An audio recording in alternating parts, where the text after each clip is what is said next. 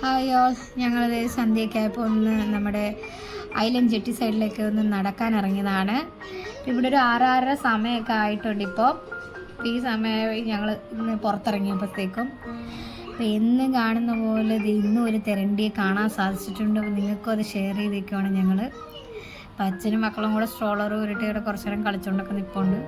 ഇതാണ് ഞങ്ങളുടെ ഐലൻഡിൽ ഒരു നൈറ്റ് വ്യൂ ആണിത്. ഈ സമയം ഇവിടെ പ്രെയർ ടൈം ആയതുകൊണ്ട് തന്നെ ആരെയും പുറത്ത് കാണില്ല, എല്ലാവരും പള്ളിയിലൊക്കെ ആയിരിക്കും. കുറച്ച് നേരം കഴിയും ഈ ഐലൻഡിൽ ആൾക്കാർ വെളിയിൽ ഇറങ്ങാൻ.